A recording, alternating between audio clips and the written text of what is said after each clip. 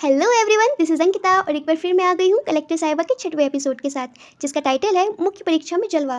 तो बिना देरी किए मैं करती हूँ एपिसोड की शुरुआत और जानने के लिए गिरीश और एंजल की स्टोरी बने रहिए मेरे साथ। तुम्हारी सलाह पर मैं जयपुर जा रही हूँ, तुम चलोगे? नहीं, मुझे थोड़ा काम है। मैंने लड़कियों के अंदाज का अनुसरण करते हुए तुरंत हाँ नहीं कहा। रिजल्ट को लेकर बड़ी बेचैनी हो रही थी, इसलिए सोचा थोड़ी घूमने से रिजल्ट की टेंशन दूर होगी। लड़कों की एक कमजोरी होती है, जो लड़कियां उन्हें पसंद आ जाए उनकी हाँ में हाँ मिलाना। मैंने शायराना अंदाज में कहा, रिजल्ट का इंतज़ार करना मुश्किल होता है।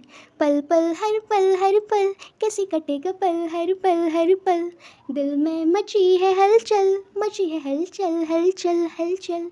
Yes, thumbs up. उन्हें यह लाइन बहुत पसंद आई। वैसे आपका इंतज़ार जल्दी खत्म करने वाला है यूपीएससी। लग तो मुझे भी ऐसा रहा है। कल ना आए तो ही बेहतर है, कहीं ट्रिप ना बिगड़ जाए।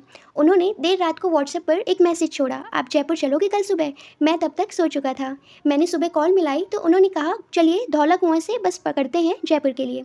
ठीक है, हम चलते हैं, मैंने सहमति दी। दिसंबर का महीना था और सर्दी अपने सवाब पर थी। हमने जीटीबी नगर से मेट्रो पकड़ी। एंजल ने गुलाबी रंग की घुटनों तक की फ्रॉक पहन रखी थी, जिसमें वे बेहद ही सुंदर लग रही थी। जीटीबी नगर में हमारे साथ एक प्रेमी युगल भी मेट्रो में था। वह प्रेमी युगल अपनी दुनिया में इतना ज़्यादा मशगूल था कि उन्हें शायद यह आभास नहीं रहा कि मेट्रो के एक डिब्बे में उनके अलावा 20-25 सवारी और भी हैं। प्रेमी जोड़ा लिप लॉक कर रहा था, अर्थात सरल शब्दों में कहें तो किसिंग कर रहा था। मैंने और एंजल ने अपनी नज़रें दूसरी ओर घुमा ली, लेकिन प्रेमी जोड़ों की यह अश्लील हरकत देखकर एक अधेड़ उम्र की महिला ने उनकी क्लास लगा दी। संस्कार कहीं बेच आए हो बेटा। ताई के तेवर देखकर प्रेमी युगल की सिट्टी बिट्टी गुम हो गई। आंटी जी हरियाणा के देहाती इलाके से थी। उन्होंने आगे कहा, इश्क का इजहार और वो भी खुलेआम। हम 18 के हो गए हैं तो कुछ भी करने को स्वतंत्र हैं। लड़की दबी हुई आवाज़ में बोली, कुछ भी करो लेकिन घर की चार दीवारी के अंदर। पब्लिक प्लेस पे अपनी मर्यादा मत भूलो। बेडरूम वाली हरकतें ट्रेन के डिब्बे में शोभा नहीं देती। ताई के तेवर देखने लायक था।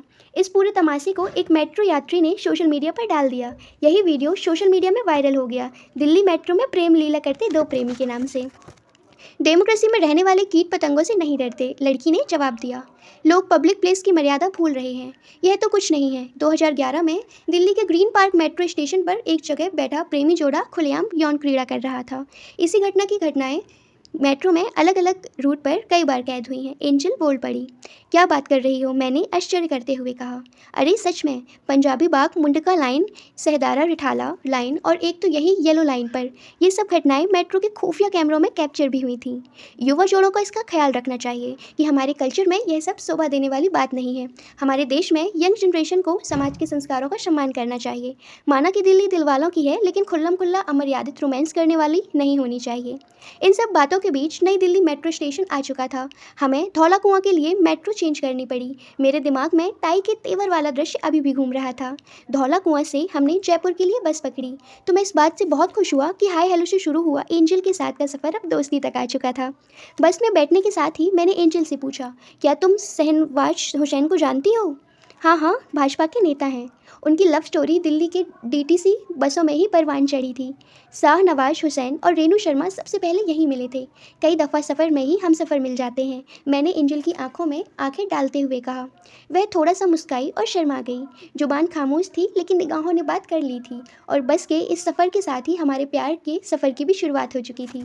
शाहनवाज मुस्लिम और रेणु हिंदू? थोड़ी देर खामोश रहने के बाद एंजल ने पूछा। प्यार ना धर्म देखता है, न जाति, ना ही स्टेटस, मैंने फिल्मी अंदाज में कहा। दिक्कत है तो बहुत आई होंगी उस समय। वह इश्क मोहब्बत और प्यार ही क्या जो आसानी से नसीब हो जाए। मैं और एंजल दिल्ली से जयपुर की बस यात्रा का लुत्फ़ उठा रहे थे। बस में उनके साथ सफ़र करने के कारण मेरे दिमाग में बहुत सी प्रेम कहानियाँ घूम रही थीं। एंजल, पता है, प्यार कई तरह के पापड़ बिलवाता है। प्यार पाने के लिए मुकेश अंबानी लग्जरी कार में नहीं, खटारा बस में सफ़र किया करते थे। अच्छा जी, आपको कैसे पता? मुझे लव स्टोरी आधारित चीज़ें देखना और पढ़ना बहुत पसंद है। एक बार मैंने अखबार में यह पढ़ा था कि नीता नॉर्मल बैकग्राउंड से थी और मुकेश अंबानी भारत के सबसे अमीर धीरू भाई अंबानी के बेटे। नीता अंबानी ने शर्त रखी थी कि अगर प्यार करते हैं तो मेरे साथ खटारा बसों में मुंबई का सफ़र किया करें। मैंने मुकेश अंबानी की लव स्टोरी की विस्तृत व्याख्या करते हुए कहा, आप भी बस, मेट्रो या ट्रेन का सफ़र करते रहिए, कहीं आपका जीवन साथी किसी सफ़र में आपका इंतजार न कर रहा हो, एंजल ने हिदायत के अंदाज में कहा। सच में लाखों युवा लोगों को अपना हम सफ़र के दौरान ही मिलता है। आज ही देख लीजिए, हमारा जयपुर का सफ़र था या इश्क का सफ़र। 6 घंटे के सफ़र में पता ही नहीं चला कि समय कब गुजर गया। हम जयपुर जयपुर दोपहर 3 बजे के करीब पहुंचे। हल्की हल्की धूप खिली हुई थी। मैंने कहा, सर्दी के मौसम में गुनगुनाती धूप का अपना ही मजा होता है। वक्त की ताकत रवानी होती है, सर्दी की धूप कितनी सुहानी होती है। आपका शायराना अंदाज मन को भा रहा है। एक गुनगुनी धूप और एक और शेर सुनिए। सर्दियों की धूप, गर्मियों की शाम हो तुम। मेरे दिल में जो चलता है वह महताब हो तुम ना हो तो ये सब कुछ अधूरा सा है। मेरे लिए हर रात एक मुकम्मल ख्वाब हो तुम। वाह, थम्स अप। क्या गिरीश बाबू, आप तो गालिब निकले। नहीं, बस शायरी सुनने और पढ़ने का थोड़ा बहुत शौक है। अब मैं उन्हें कैसे बताता कि ये शायरियाँ तो मैंने रात भर जाग कर याद की थी उन्हें पटाने के लिए।